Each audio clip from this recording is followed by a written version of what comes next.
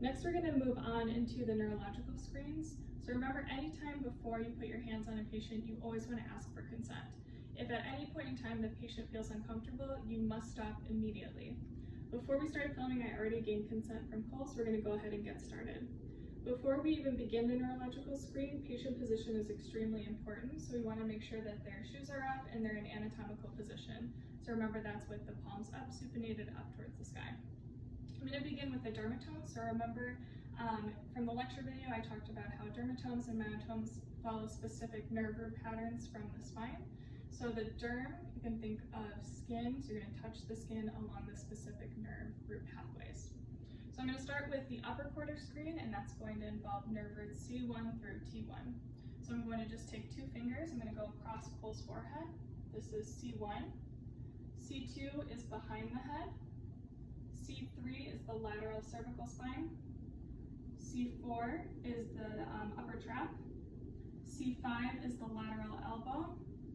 C6 is going to be digit 1 and digit 2. C7 is digit 3. C8 is going to be the medial side of the hand into digit 5.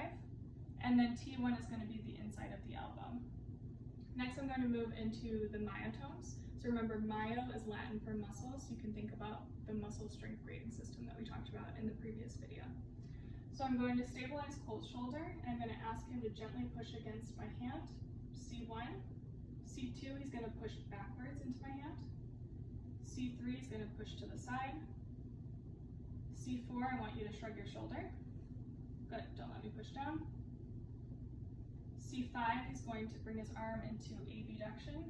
Hold here, don't let me push down. Good, elbow down. C6, he's going to make a bicep. Good. C7, this is going to be the dorsal side of the arm, so he's going to push down into my hand, tricep extension. Good. C8, he can either go into ulnar deviation, so he's going to bring his pinkies towards the inside of his hand. Good. And I'm going to try to break that. Or he could also flex his fingers together like this, and I'll say, don't let me pull them apart. Good. And then T1 is going to flip his hands over and spread his fingers apart, and I'll say, don't let me bring them together.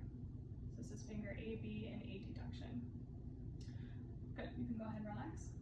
Next, we're going to talk about the reflexes that are associated with the upper quarter screen. There are 3 main ones, so it's C5, C6, and C7. C5 relates to the biceps tendon, so I'm actually going to sit next to Cole. Good. What I like to do is I put my thumb right on the biceps tendon. If I can't find that, I'll ask the patient to basically make a muscle here. Good, and relax. And then I'm just going to rest it against my body, so relax your arm. If I had a reflex hammer, I would simply just tap my thumb and I would just look for that reflex. So that's for C5. C6 is going to be the brachioradialis tendon. So again, I'm going to find it here. I'll ask the patient to make a thumb up towards the sky. Good, and then relax. Again, take my reflex hammer and I'm just going to hit the top of my thumb. This is for C6. And then C7, I'm going to have the patient in this position here. You want the patient to be completely relaxed in order for this reflex to work.